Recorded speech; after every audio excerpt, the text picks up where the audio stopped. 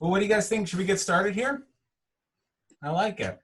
Well, thanks everyone for joining us, and want to welcome everyone to this member open house where most Fridays we'll be presenting topics and guests that hopefully our member photographers will find interesting and informative. Today we have Honor Brown, and we're going to be conducting a few live web assessments. Honor is one of our talented Wonderful Machine staff photo editors. She's been a Wonderful Machine editor for about 5 years now and took a little break in the middle of her tenure with Wonderful Machine after the birth of her second child.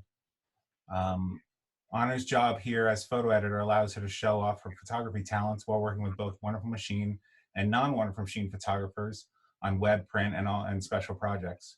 She's also a phenomenal creative and marketing mentor and has been known to help boost the careers of many photographers. Before joining Wonderful Machine, Honor was in New York City for 8 years, where she worked in both the photography and the publishing worlds. She was an intern at Rolling Stone under the legendary director of photography, Jody Peckman.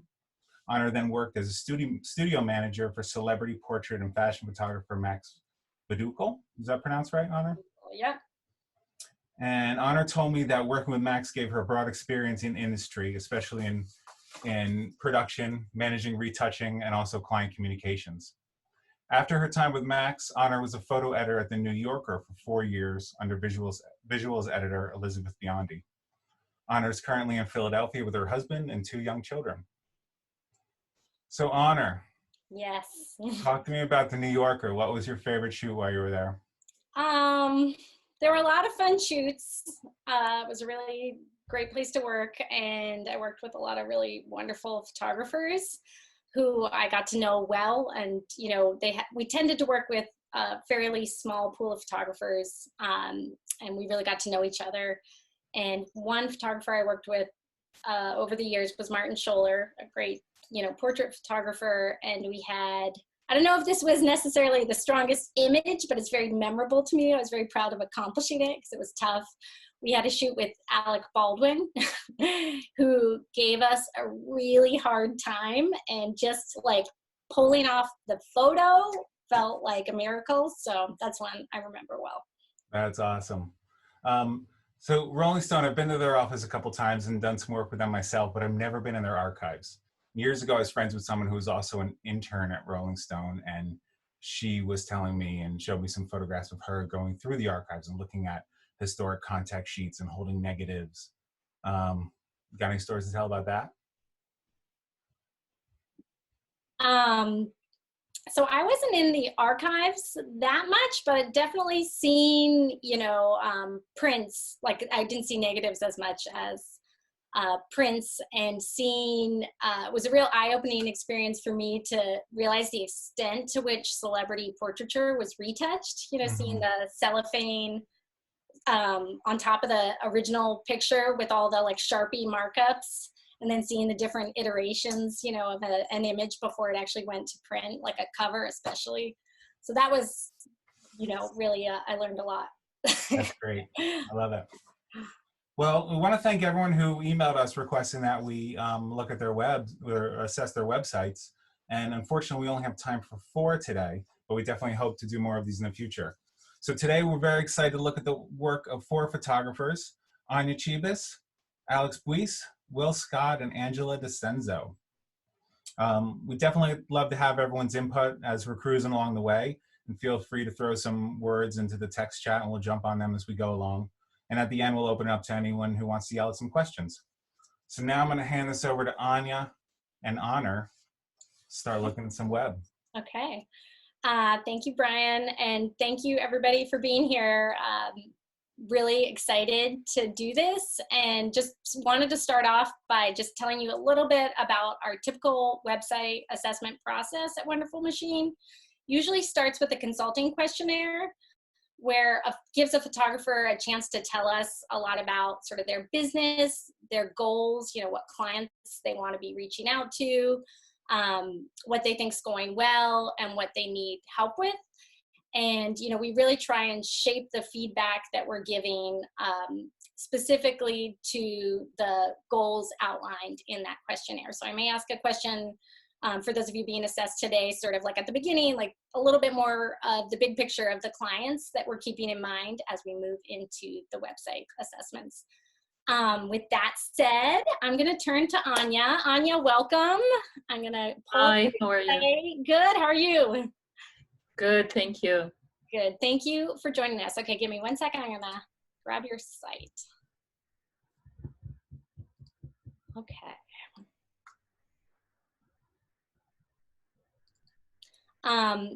So Anya, do you want to start off just telling us a little bit about your sort of either dream clients or clients, you know, you've had strong relationships. Who do you consider sort of the audience for this website? Well, I'll be honest with you. This website I haven't updated.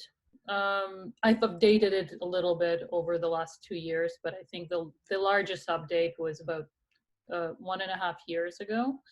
And one of the reasons is I started moving away from photography because honestly the business is just super slow. Mm-hmm. I used to travel a lot. I used to live in Moscow and Toronto and New York and Los Angeles, and over the years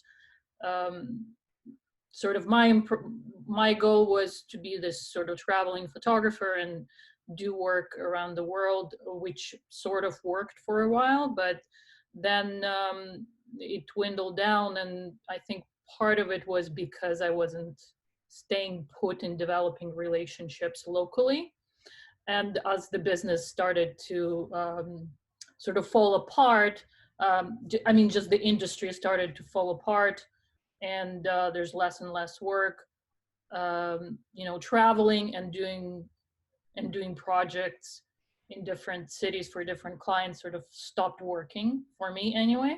And I think for a lot of people, but I'm going to speak about myself. So I decided to go back to school and return sort of to studying film. I used to work in film a long time ago, and I've been doing masters in documentary media, in documentary film. So that's kind of where I'm moving. Okay.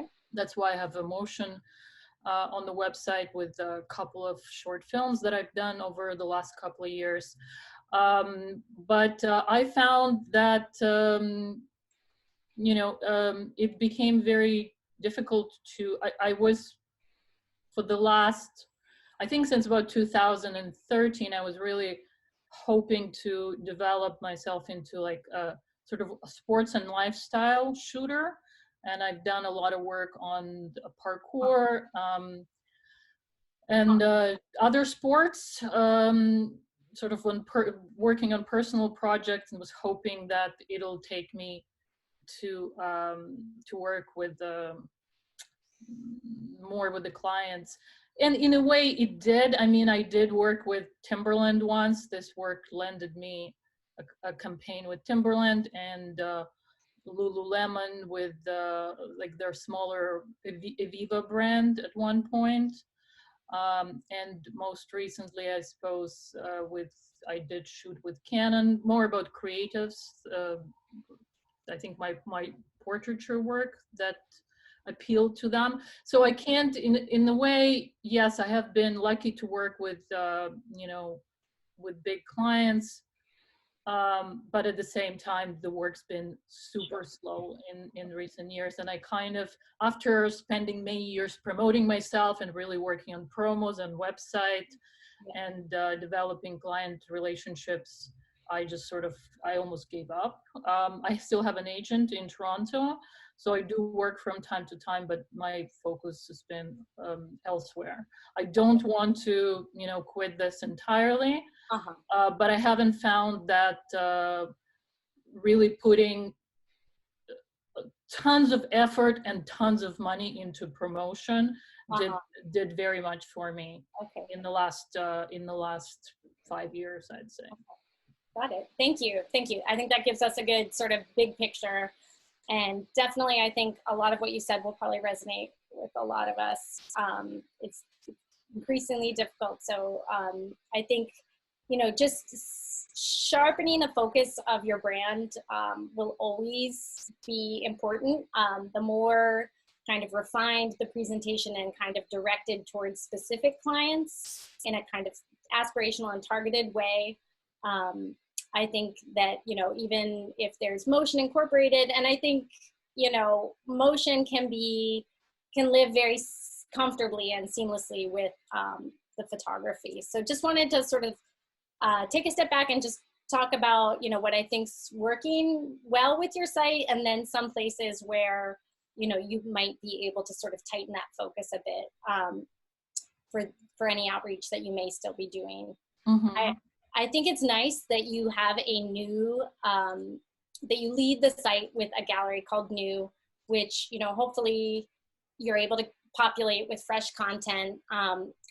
Overall, I think that your personality carries through the website, and that's something that I really responded to, you know, because it is very competitive to be a photographer these days. I think having a strong point of view is just critical, and kind of, you know, at the forefront of any presentation of your work, you need to make sure that your individual point of view as a photographer is expressed.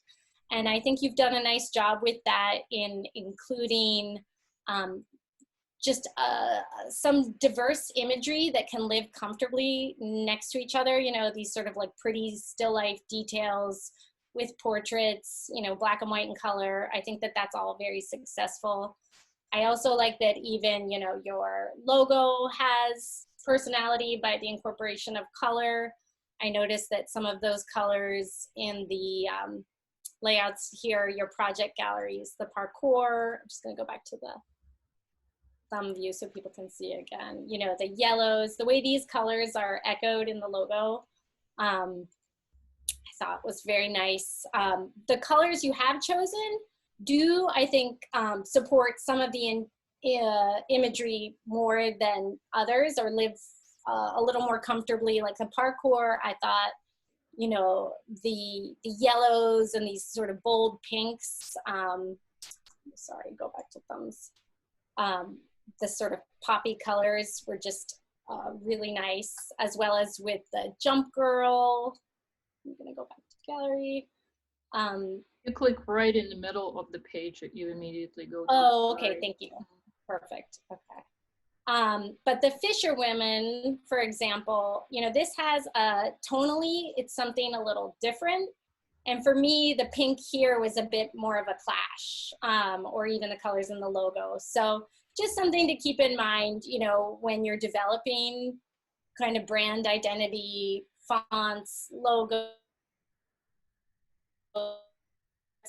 things are sort of communicating something about, you know, who you are, your aesthetics, and that you want to make sure the decisions you're making support all of the work on the site. You know, sometimes it's tempting to just gravitate towards something that might work really well with a current project that you're very excited about, but just keeping that consistent with the overall edit on the site and the brand. The other thing I wanted to mention is the drop-down menus here. As we move from New over to Portfolio, you'll see Portraits, Active Lifestyle, Kids, and Commercial appear underneath. Your primary navigation is all caps. Your secondary sort of subcategories appear in all lowercase fonts. For me, this is a bit kind of visually confusing, that although they're in a different font, it's not totally obvious at all times when you're navigating around on the site where you are. So whenever you're making decisions about how to show your navigation, you want to make it really clear with just a quick glance up where you are on the site. So sometimes I think a drop-down menu that appears vertically below the primary category, like, is easier to follow, or if you had a side navigation, you know, it appears beneath. So this for me was a bit, just visually it's a little bit more cluttered, and it was also a little bit more confusing as I was navigating around the site. You know, perhaps even just having Portfolio be highlighted and turn red, or turn, you know, a different color, bold, something like that might also help. And then just quickly to move through, I know we don't have a ton of time, so I'd love to talk at length about every aspect of your site, but I just want to make sure I hit all the big points. So the categories you have here: Portraits, Active Lifestyle, Kids, and Commercial. Out of all of these, the kids kind of stuck out to me as something that didn't feel quite as related to a lot of the other work on the site. Not that there's not nice pictures here, but there's a lot of kind of diverse pictures that feel like maybe they've been pulled together from different places and, you know, some different processing styles. If you're not actively, really aggressively going after clients for whom seeing pictures of kids is really important, I think this could actually be withheld, like keep it off your primary navigation, and you've already built the gallery. You know, you can share it selectively as an orphan link, which I think is really valuable to people to do sort of more targeted marketing.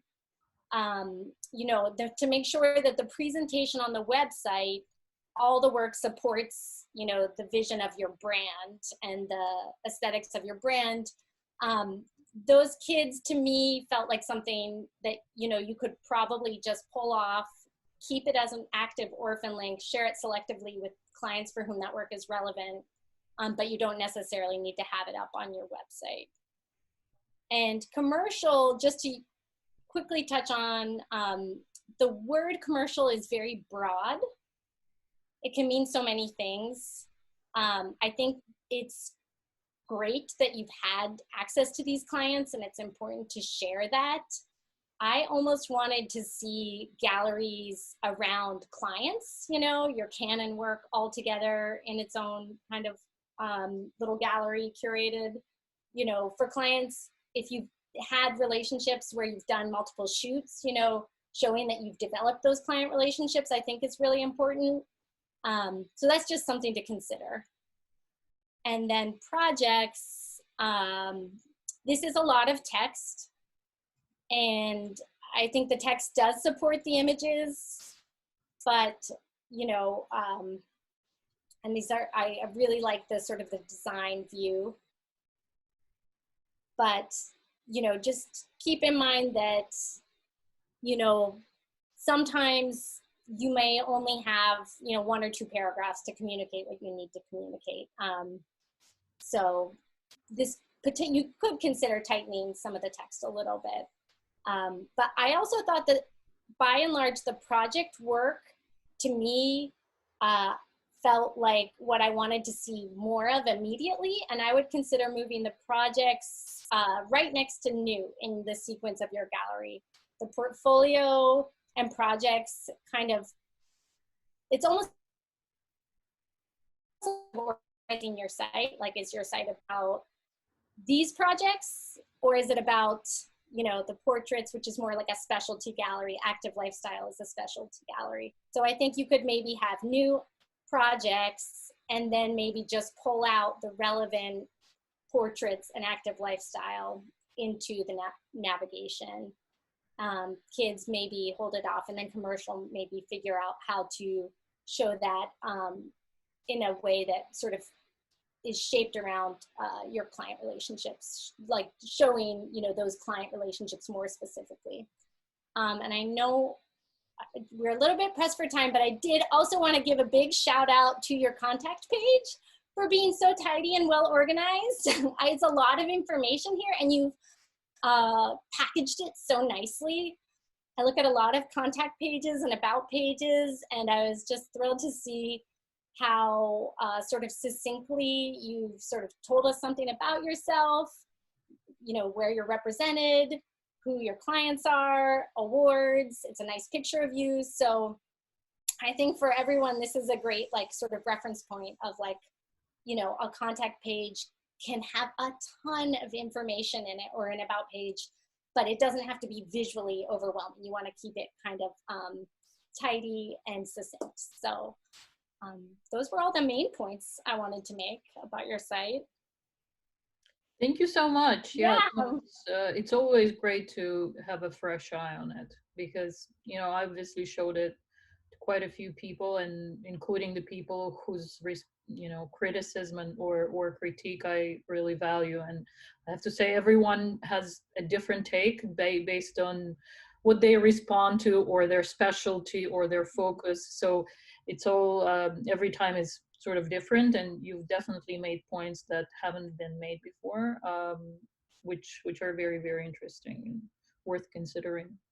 Good. Well, thank you. Thank you so much for participating. Thank you so much. Thank you, Anya. Anna, real fast, before we move on, did we talk about the how much we liked her news section? I thought we did. Did I say that? I tried to, yes, that new was a very successful way to Good. sort of open your site, you know, rather than overview or some other way of showing, you know, that blended imagery. Yeah. Awesome. Awesome. Thank you very much, Anya. Thank you. Next up, we're going to be looking at Chamonix, France-based Alex Buis. Hi, Alex. Hi. Thank you so much for joining us. I know it's late where you are. That's fine. Thank you for reviewing the website. Yeah, no, it's a pleasure. So, you know, I did want to hear just a little bit from you very quickly. Just, you know, again, this question of clients, I think, is an important one going into any kind of assessment, you know, of a website. Yeah. Because, you know, this is for them ostensibly and to get you work. Yeah, So. absolutely. So I come from initially adventure photography and very specialized for clients like Patagonia, Arc'teryx, outdoor equipment manufacturers. And I've been trying since that's where I started my career. I've been really trying to expand out of that. And especially the past 3-4 years, I've really focused on humanitarian photography and working for NGOs and UN agencies, working more into the refugee and the development world, which I know is very separate. So finding a way to kind of blend those two things in my website has always been a bit of a challenge. And I've actually toyed with the idea at times having 2 different websites. In terms of the clients I'm looking for, I don't think it's so much the humanitarian people, because the way they recruit is not so much through looking at websites, it's more you applying to jobs and selling portfolios. So it's really trying to talk to the commercial advertising agencies and all those bigger commercial clients who are going to have one specific project that would be calling on skills that not very many photographers have, which is, you know, go fly off a mountain, go sail around Cape Horn, or go put a GoPro on Everest, that type of thing. That so really trying to be that specialist. And then I've also worked for clients like Apple, who, even though the job really had nothing to do with being an adventure photographer, they acknowledged the value of the unique skills that I was bringing to the equation. So it's kind of really conveying that message through the website that I'm looking for.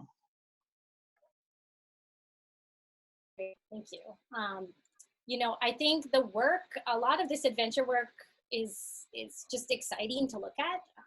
I think there's something kind of inherently interesting about this kind of photography, because, you know, this is what a lot of people may never have access to in their lives. You know, you're bringing something to life for people. And again, thank you for sort of distinguishing between the humanitarian and the adventure photography, because I can see that tension sort of at work in your website.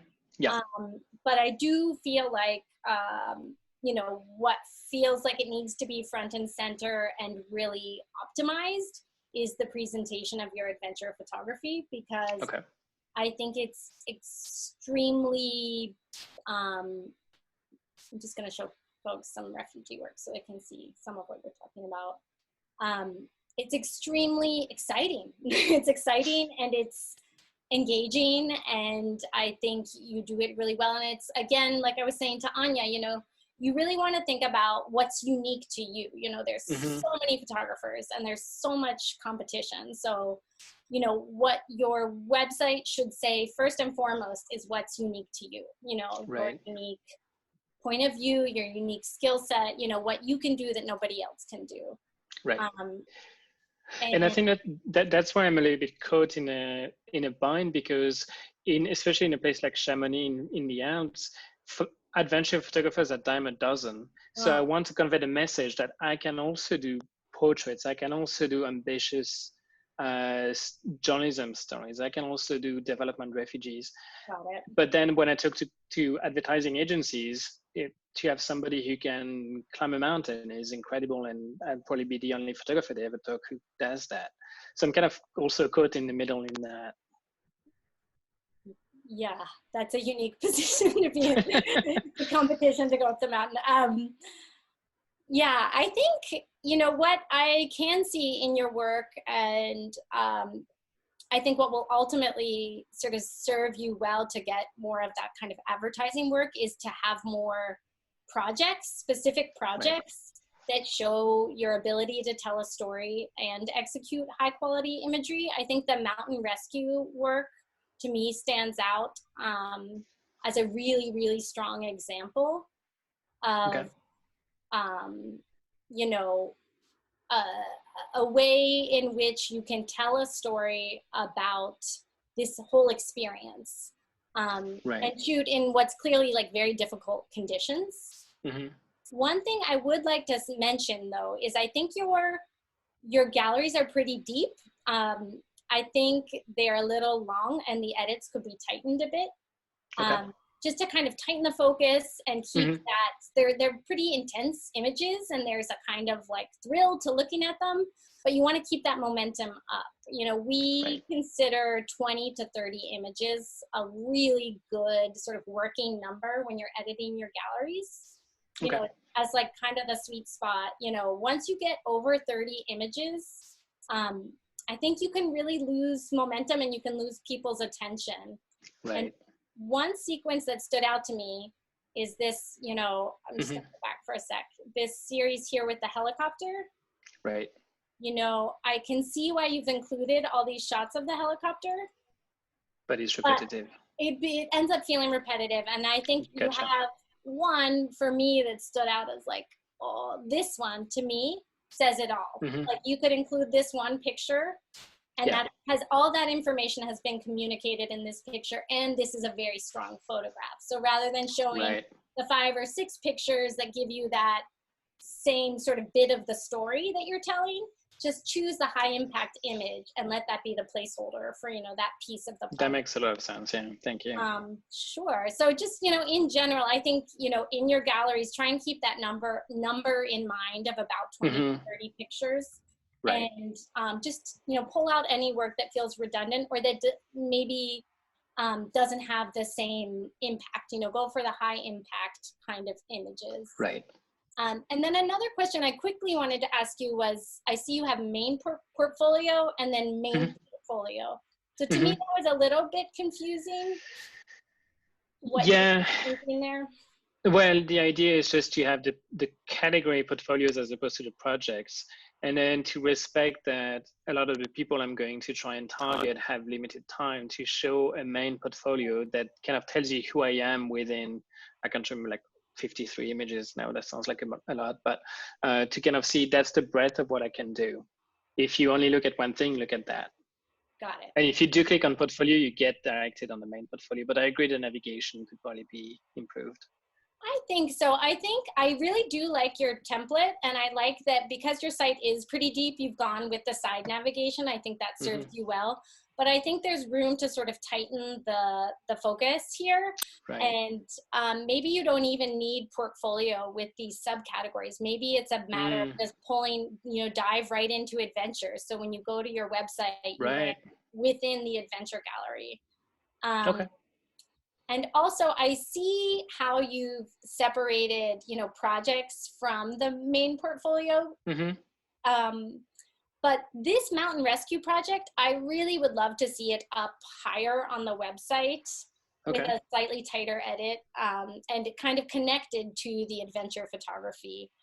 And I think the refugees work to me is more like a project. I think that kind of separating work, I understand like the projects are things that are more specific, but they also, to me, this seems like you've made a distinction. You have the opportunity to make a distinction between, your adventure photography and that sort of like commercially focused, and then projects that may be more related to other things that you do. Right. This is actually a recent change that I used to have like 6 or 7 projects, and I really tried to tighten the edit and remove a lot of the projects and kind of keep those 3 kind of made sense to me at the time, as to really showing, again, the breadth of what I can do and showing a complete project from beginning to end. Yeah, Yeah, and I think just keep moving in that direction. I think, you know, Mhm. the more you can move the whole site towards projects that tell stories, Okay, you know, that makes sense. and that's true of almost any website, you know, that as you move, you know, and often photographers, when they start out, they have specialty galleries, and then the more sophisticated you become and the deeper your archive of imagery to work with, you know, shaping those stories and having your site be driven by those projects and those stories, I think tends to be a more sophisticated way to present your work. Right. And then I did want to make sure that I Mhm. touched on, you have a lot of categories here. Yep. At the Mhm. bottom, prints, books, mentorship, photo class.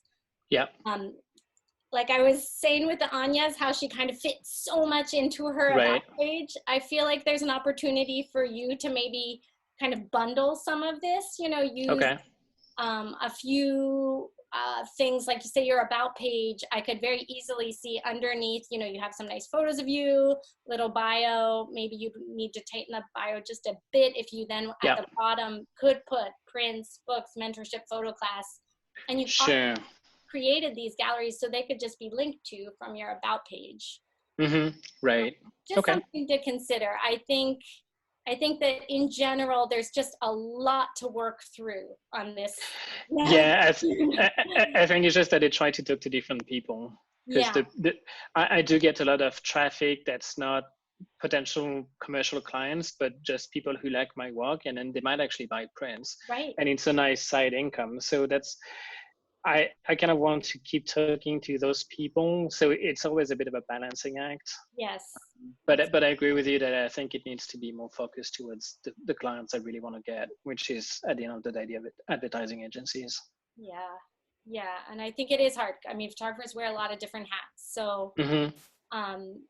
it's, you know, and it is amazing how much you can kind of fold into one well Right. designed page. You know, if you do it well, you can still have all of this on your site, but it maybe doesn't all have to be in your primary navigation. You know? Gotcha. Yeah. It can be kind of nested within Yeah. other places on your site.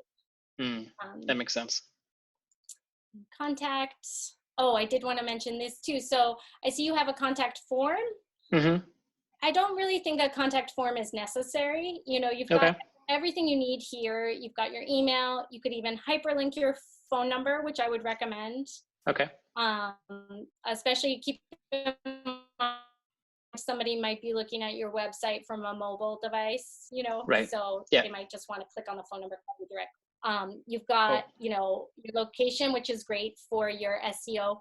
This form to me feels entirely unnecessary, and then just visually it's not as clean. So I think Okay.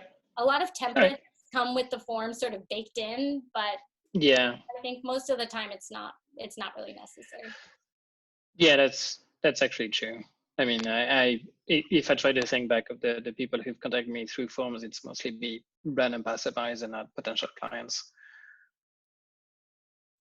Okay, just quickly glancing. Yeah, no, that's everything that I Great. wanted to say. Thank you so much. Thank you. Can I jump in with a quick Yeah, question? please. So Alex, a lot of photographers that we talk to also have humanitarian sections in their website, and Mhm. it's always a question to me how much that that showing that sort of work helps or hurts. What's your experience? What kind of reaction do you get from advertising clients on that? Do they appreciate that aspect of your photography, or do you feel like it's a distraction from the pictures that you really need to show them? I think it really goes. I've had both experiences. I've had clients or potential clients who just are not interested, and they came because they probably Googled mountain photography and then they found me. Or the last big job I got is because they wanted somebody who was at a certain location, and they were really interested specifically in the adventure walk. But I've also had the experience of people look at the stuff and maybe they've seen a few other climbing or paragliding photographers, and then they get into the humanitarian and they realize that there's a lot of depth to what I can do, and that I can also tell stories that are different.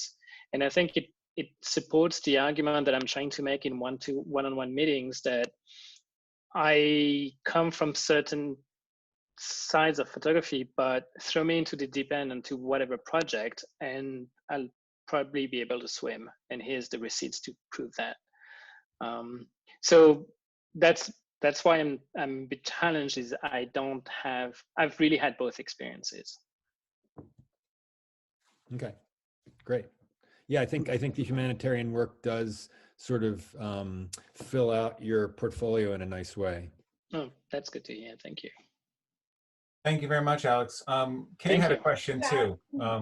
Kate really likes the layout of your site and was wondering who made this. Is this Yeah, it's Photofolio as well. That's great. Yeah, yeah. I think that's like Embracia Anya's website was Photofolio as well. Yes. Awesome. Yeah. Awesome. Thank you very much. Thank Well, you. we're gonna keep it over on that side of the Atlantic right now and jump into Will Scott over in London. Hi. Thanks for having me. Thanks for being here, Will. Thank you for joining us. Oh no, Honor, you're freezing a little bit. So, am I? You're back You guys now. hear me okay? Okay, Yeah. sorry about that. So not to be too repetitive, but Will, I do think it's important, if you wouldn't mind just very quickly just telling us sort of about your kind of target clients with your website. Sure. So I shoot architecture primarily directly for architects, but anyone kind of related to the built environment, really.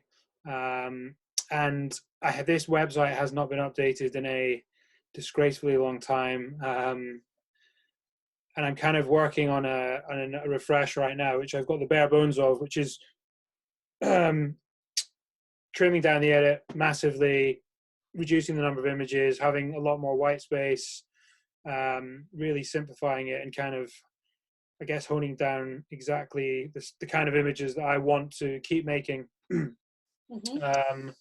I think my big dilemma is, so I shoot motion as well. You probably saw the splash page there. Is kind of balancing the motion and the stills. When I first started out, I was really pushing see there, I've not got the video. That's unforgivable. That's a really good commission. That was one of my best commissions last year. That's a shocker. When I first started out, I was really pushing the motion because it was quite unique. I mean, it still is. Not many people where I am, in terms of architecture, are making films. But then I quite often got feedback that, I was a filmmaker, and kind of they weren't seeing me as a photographer.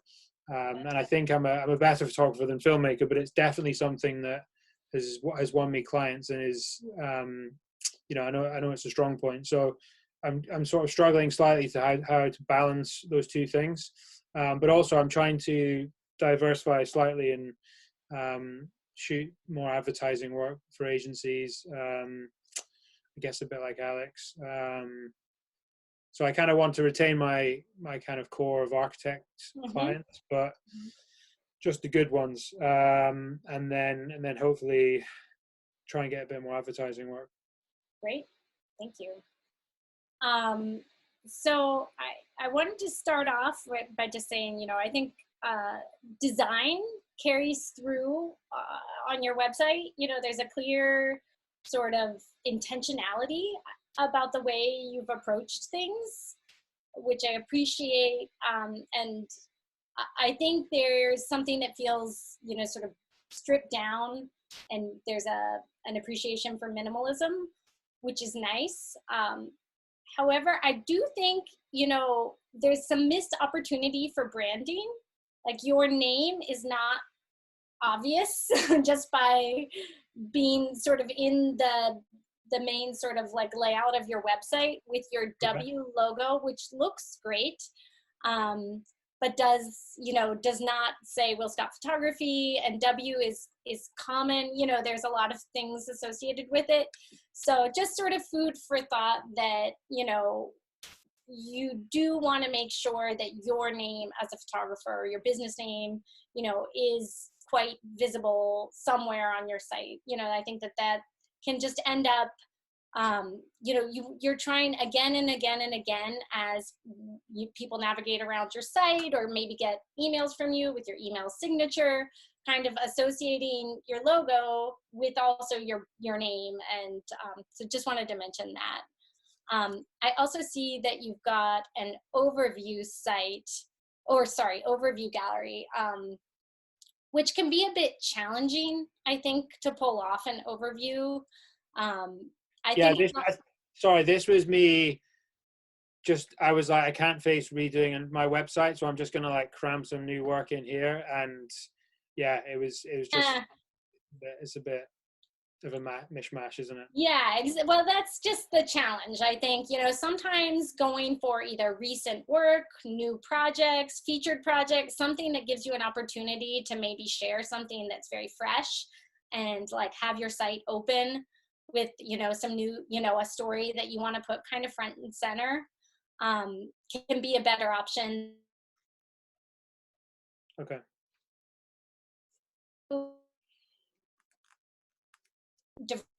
You know, so then it ends up sort of muddling your presentation overall, and you've got such a clear, kind of austere, you know, presentation once you're into your galleries, project galleries. You know, I think that the overview section isn't really necessary for you. You know, you could lead directly in with your projects. And I was sort of curious why you decided why you call it projects instead of architecture. Like, did you consider, or at any point ever call this architecture? And then, good question. I don't think I did. I think,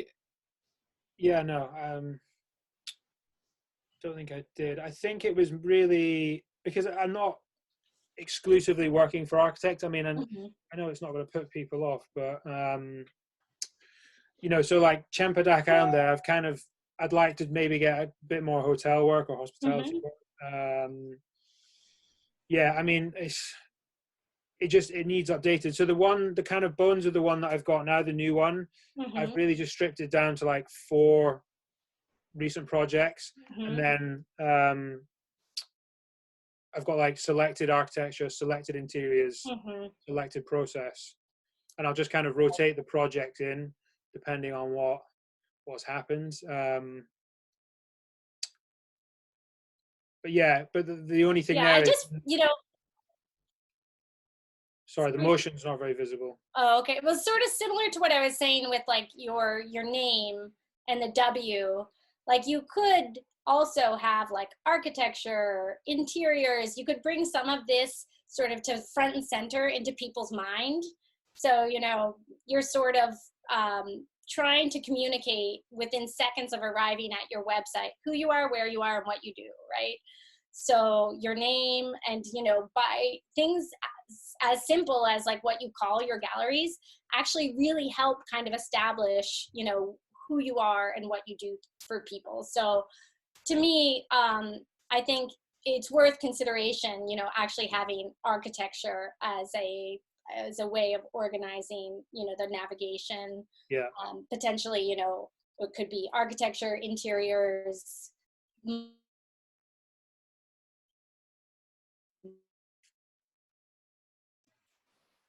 I think you have the opportunity to actually pull those specialties out as the gallery titles. You're perfect again there. We missed the last couple sentences. Sorry. So was just sort of saying, you know, naming the primary navigation by the specialty, and then navigating into the projects from there as subcategories. Hey, Honor, can I jump in for a question? Yeah, please. Sure.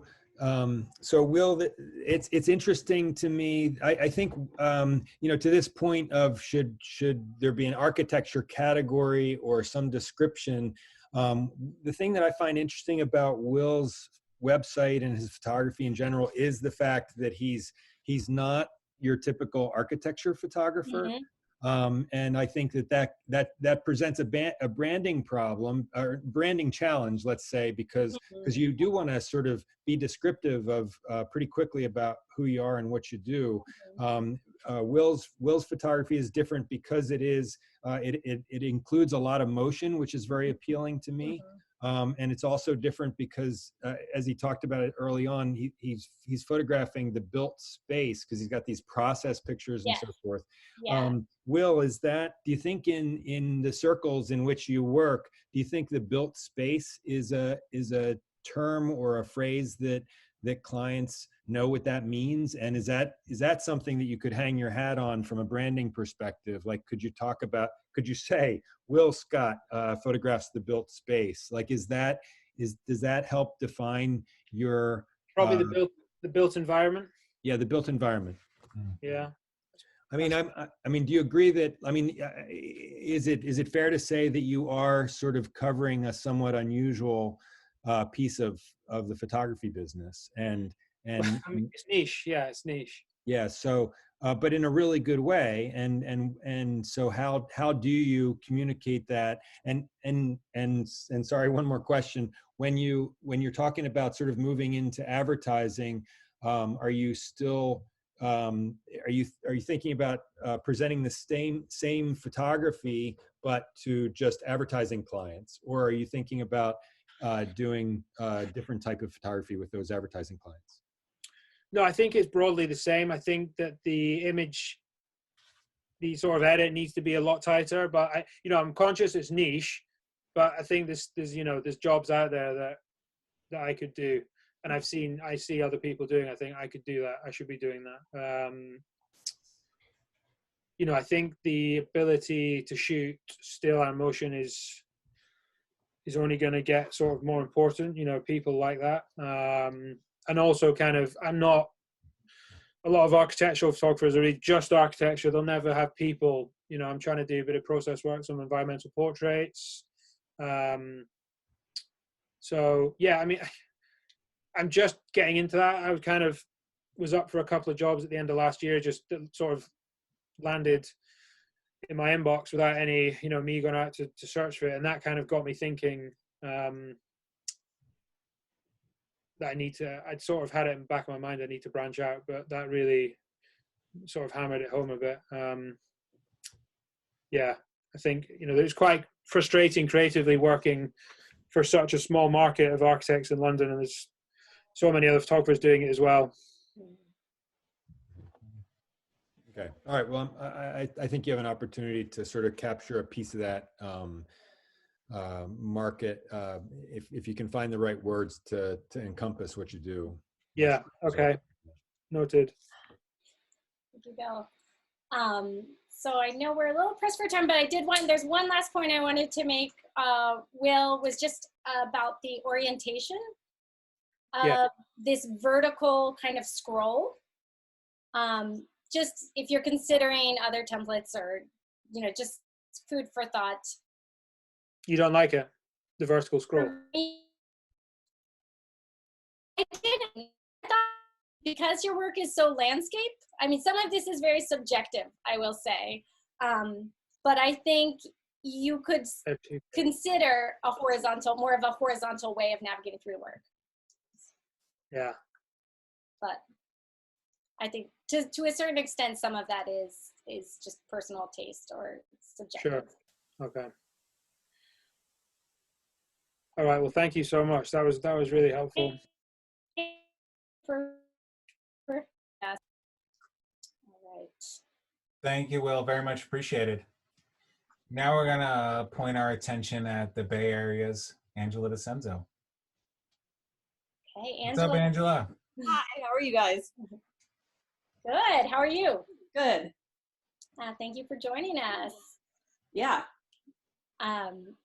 So again, very, very, very quickly, if you could just tell us just a little bit about your clients, sort of your thinking about the audience for this website. That's just, a couple sentences to sort of help get us focused. Great. My clients are mostly editorial. In the last couple years, I've been shooting mostly editorial portraits. I did tailor this website to that. I would like to be shooting a little bit more commercially, a little bit bigger jobs. I think one of my challenges right now is that I love the editorial work. you know, totally fulfilling to me, except for the budgets. And, you know, it keeps me really busy for not quite as much money as I would like to be making. And so, you know, like looking forward, trying to infuse some more shoots with a little bit more production value to kind of attract those types of clients, but then also considering what I really want to be shooting. Sometimes I'm not as drawn to those, and you know, how do you balance that? Previously, I was shooting a little bit more for restaurants and, you know, for magazines that wanted to feature restaurants. It's just really frustrating. They have no money, restaurants. And again, kind of love the work, but the budgets aren't really there. And so, you know, that work I haven't really been adding to those galleries as much. And let's see, I think that's about it, about where I am right now. Okay, great. No, that's helpful. I mean, I think there's a really nice, you have a real knack for blending different types of pictures together, you know, in this kind of visual diversity that a lot of your galleries have. I think your restaurant work, you know, in particular stood out. And again, I'll say what I've said to other folks too. I think your personality carries through on your website, even like your logo, and just sort of this consistent point of view, which is really nice. You do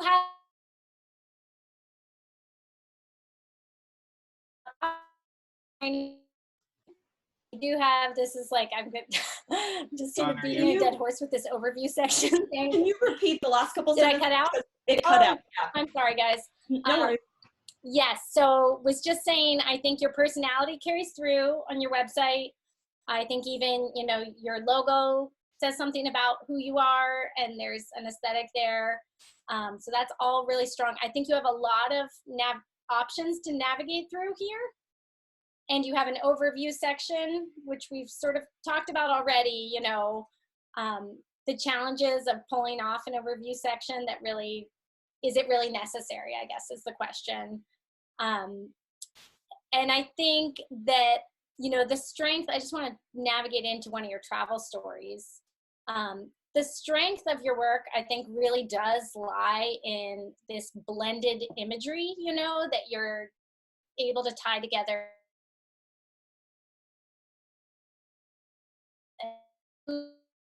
You know, all these beautiful nature, you know, just sort of landscapes and things, that there is an immense value in that.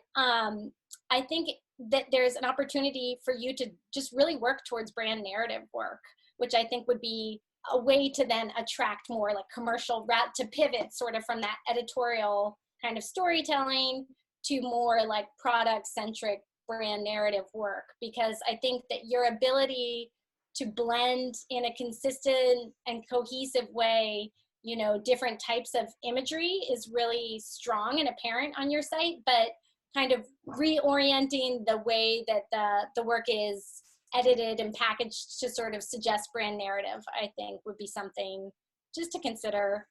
And when you say that, you mean my own brand narrative? Or brand narrative. So what I would say is more just a story around a product, say, you know, like, yeah. And a lot of people just have to start with self-assigned work, you know, before they might actually get hired to do a brand narrative assignment, you know. So where you're developing a project gallery around a particular product, but it's more like some lifestyle imagery, some still life, you know, you're telling this whole story around, you know, I mean, it could be a food product, since you have all this, you know, experience with restaurants, you know, you see it often for like, say it was a restaurant and you're getting a shots of like where the food is coming from, and, you know, the food being created and the food being served, you know, but that same idea can translate into, you know,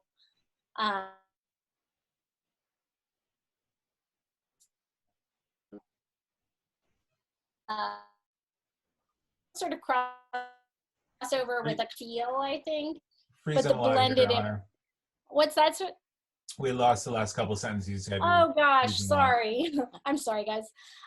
So just saying, you know, the brand narrative could just be taking advantage of your ability to have these beautiful galleries of blended imagery like you do in your travel work or your restaurant work, where it's portraits of people and it's, you know, landscapes and it's food, but instead of it being a story of a place, maybe it's the story of a product. Okay, yeah. And would just projects kind of fit into that umbrella as Project. well? Just projects on, now I'm blanking on an example, but just, I guess more just like personal projects on, like Anya had the fisherwoman, for example. I don't know why that one popped in my head. Yeah, I think so. I mean, a lot of people, like, rather than an overview, you could start with featured projects or recent work. Yeah. Might be a way to kind of navigate into some, if you're through self-assigned projects, developing like some new galleries that maybe don't fit comfortably into some of, you know, the way your site was organized previously. You know, as you're kind of making that pivot or making that transition, using featured projects or recent work as a way to start sharing that. So just want to quickly.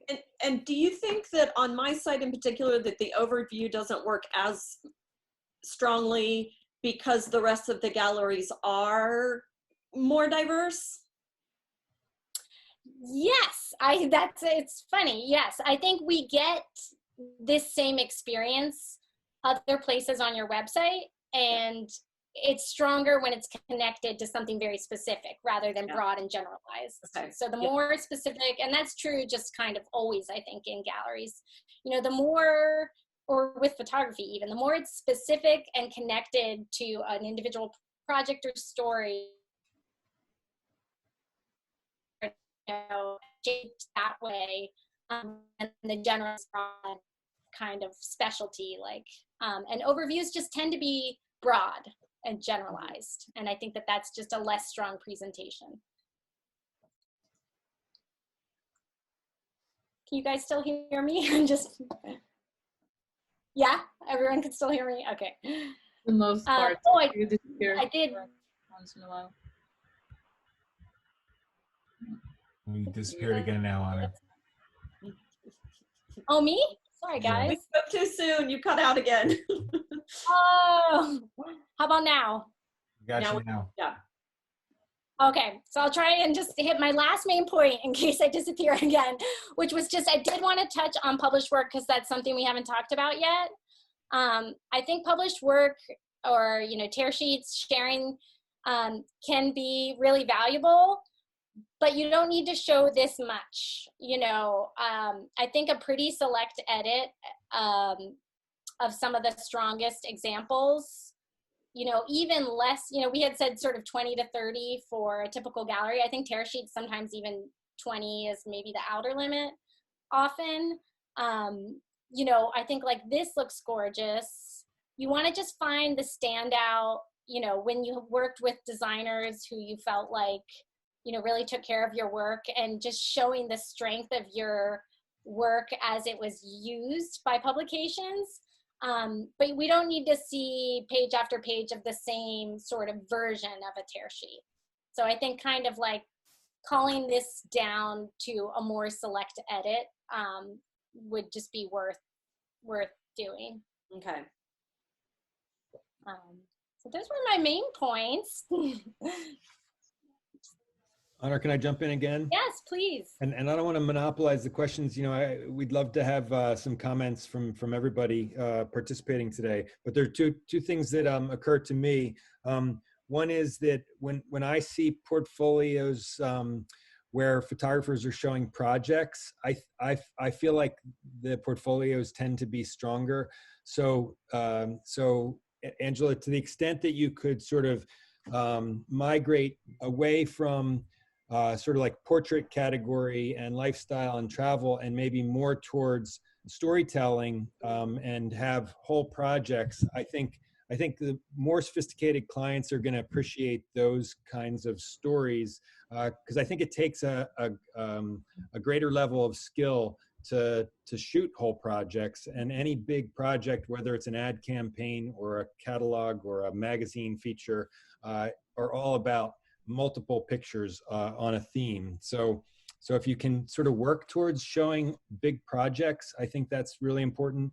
Also, when you first started talking about production value, I think you hit the nail on the head. If you want to do commercial assignments, I would encourage you to sort of push in the direction of production value. And production value doesn't necessarily mean strobes and fancy processing, but just attention to detail, thinking about your subject and your location and the light, whatever that means for you, the processing, the styling, all the things that require forethought and all the things that require collaborating with other people. Those are the things that'll set you apart for commercial clients, and that's what you're going to need to show to get those assignments, because clients need to look at your portfolio and feel like, wow, this is somebody who can handle production. I've talked to loads of photographers over the years who struggle with this idea of editorial versus advertising. And in my 25-year career as a photographer, I struggled with that myself. I really loved the editorial, but I really loved the money of advertising. And it's inherently I think a tension that a lot of photographers feel. And that's totally a decision that you need to resolve for yourself. But ultimately, your best pictures are going to come from projects that you really want to do. And so, there might be a point where you just have to resolve that you are a certain type of photographer, I think it's healthy to sort of push out of your comfort zone, but there is sort of a point where you have to recognize that you are who you are, and you want to sort of make the most of what you are. So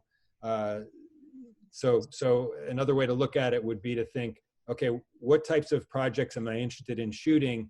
And then how can I sort of expand the clientele for those projects? So in a nutshell, I would recommend you to start with sort of thinking about it from the creative point of view. And then once you build a portfolio that really expresses your creative sensitivities, then think about, okay, how can I push this to more and more lucrative clients? You touched on several things that I've been kind of struggling with lately, and you're reaffirming a few of my solutions, one of them being in production, and just me realizing that I need to come at it in my own way, and like a way that I'm going to enjoy working with it, and that's true to me. Otherwise, it's not even going to come across as feeling genuine anyway. And so that's, very timely for kind of some decisions I've been thinking about recently. And lots of good feedback. Thank you. Thank you, Angela. Thank you. Well, Angela, Will, Alex, Sonia, thank you guys very much for letting us dive into your sites. I think we can open this up to a big group conversation right now. I really wanted to have a question, if that's okay, maybe a closing one. Absolutely. Do we have another minute? We sure do. I'm just from talking and looking at other people's work and listening to your comments, I realized that there's an inherent conflict that all of us are facing, especially people who do not necessarily live in 3 major or 4 major larger cities of the world, like New York, Los Angeles, maybe London, Paris, is that we have to diversify our practice more than photographers who, ideally could be shooting, fashion or very particular niche lifestyle and be best at it and have enough work in those cities. We are in small, like even Toronto, larger city in Canada, there's hardly any editorial, and the advertising it's just the industry is extremely small, and I've always felt like my website may be fairly kind of focused and narrow even in comparison to other photographers here, Hey there. because everyone tries to do everything. Right, Those people work a I'll lot call you more. back shortly. Those people work a lot more than I am. And my website is like, oh, I'm great at portraiture, I'm great at lifestyle, but I took out the fashion work. I took out, you're suggesting I take out the kids, which I wish I could, but I won't, just because I'm still getting, clients that are willing, to pay decent money, advertising clients with working with kids. I took out travel work, and I never really done food or product, but I could also have a portfolio there. So, and it basically leaves me with like very few choices of clients. And I think everyone's, I definitely felt like Alex was struggling with like, oh, yes, I may have this great adventure work, but, how many adventure clients can he get being in one place? And right now, with the situation that's evolving around us, we're not even able to travel, and we will not be able to travel as before. So it's just like, where do we go from here? That's maybe, it's not an answer that you can you can give right now, but maybe you can express some thoughts about it. Mhm. Yeah. Yeah, I think there was certainly a lot of questions in there, and that's definitely a larger conversation of where do we go from here. Bill and I and other staff members have had many conversations about being a specialist in one type of photography versus being a generalist, and and many conversations about being great at the certain type of photography, so the clients not just want to hire you, but they need to hire you versus anyone else. So that's something that we always think about when we talk to photographers and when we're looking at work as well.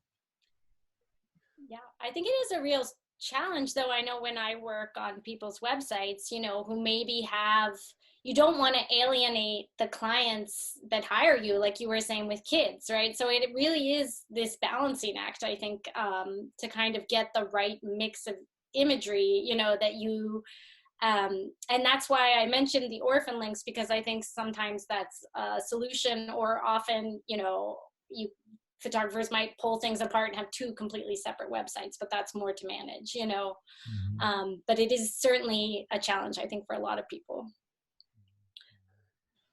And one other thing I'd add to that is in this, as every photographer sort of struggles to find the right balance of specialized versus generalized, I think the most important thing is that whatever you show, regardless of how diverse your portfolio is, that you have sort of a clear voice that runs through all the pictures. And I think certainly, Anya, you do that really beautifully on your website. So even as diverse as you might think it is, I think you do a great job of having that really clear voice. Mm-hmm. Yeah, I completely concur. Having a point of view and a unique kind of perspective. Yeah, and one thing too, Anya, that when Anna and I were talking about the how perfect your about page was. It was showing you in a with the boots on, and it's wet outside, and nothing's perfect outside, and you're there with your ready to do it. I thought that was a great portrait of you. Just showing to the client like, hey, I'm ready to do this, whatever you need. Thank you guys. Oh, thank you.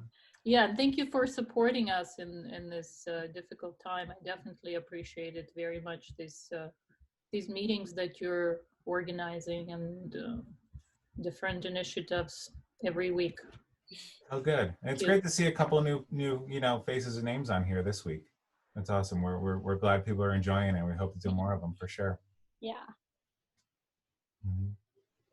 Awesome. Does anyone else have any questions, comments, things they'd like to see on future Zoom meetings?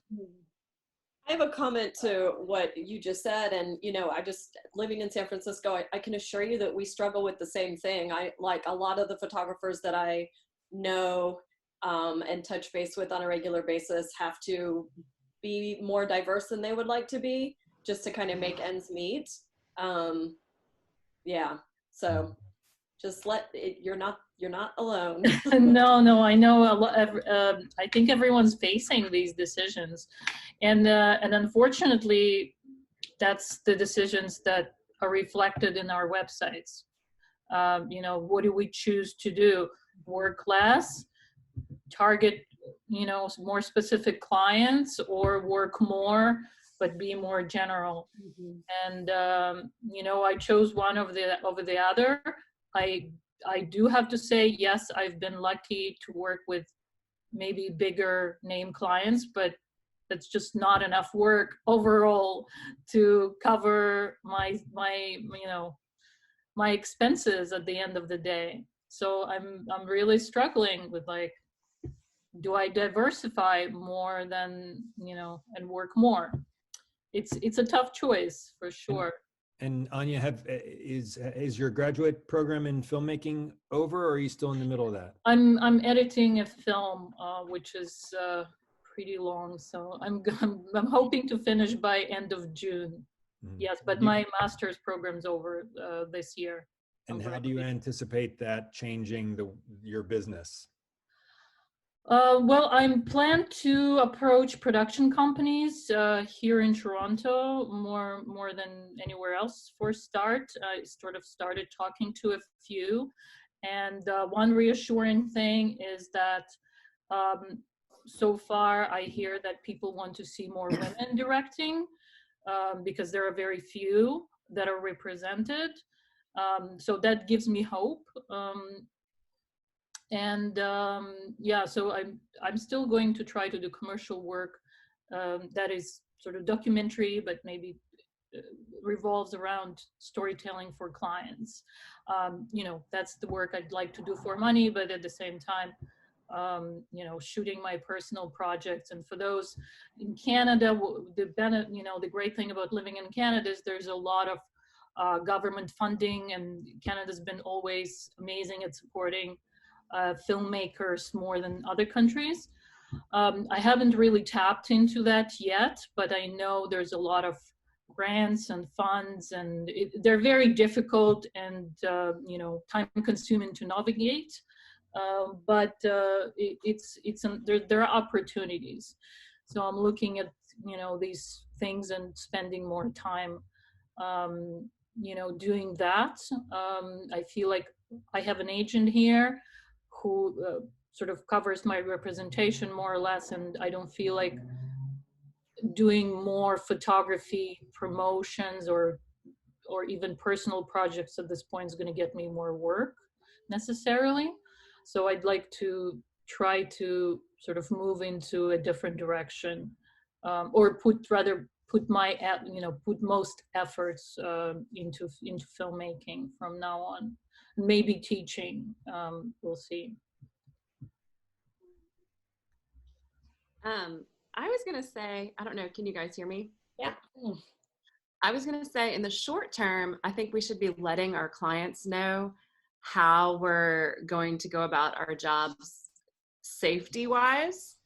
So I've been working on, like, the banner of my website says, I am photographing using safety measures like hand washing, wearing a face mask. Can't remember what else it says.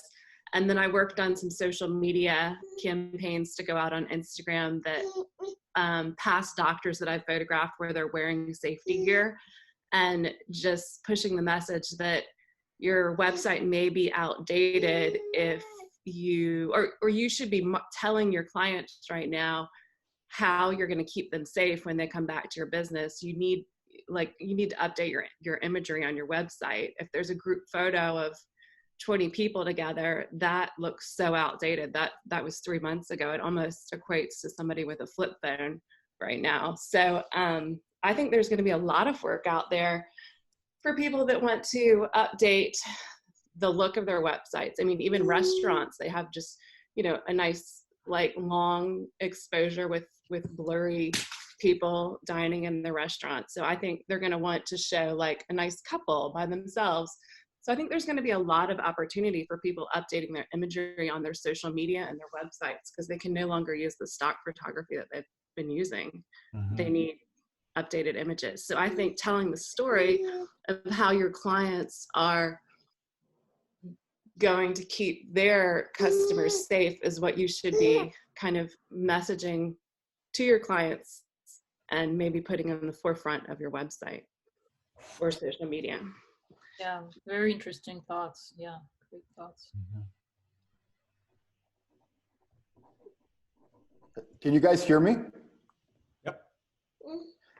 You know, I have a comment about Anya's contact page. I noted the appreciation for it, and I can see why. It is very well laid out. There's one thing here, Anya, that I think you might want to change. You say that her lighting vivid and painterly, comma, yet her compositions are cinematic and often documentary-like. I think you should get rid of the word yet. It puts what follows in contrast to what precedes it, and they don't need to be in contrast. It suggests that, I don't know, you should make two sentences. You should put vivid and painterly, period, and then you should put her compositions are cinematic and often documentary-like. Thank you so much. Yeah, English is not my first language, as you can tell, and these little nuances escape me very often. So I really appreciate you actually making a comment on that. I'll definitely change.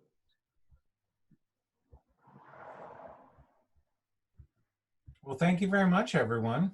It was great to see everyone's faces. And again, you know, it was great to see all the new people. And thank you so much to Anya, Alex, Will, and Angela for letting us dive into your sites publicly tonight. That was super fun. Yes, thank you. Yeah. Thank you so much, guys. Wishing everyone an awesome weekend. Bye. Thank you. So much. Yeah, Bye. Bye, guys.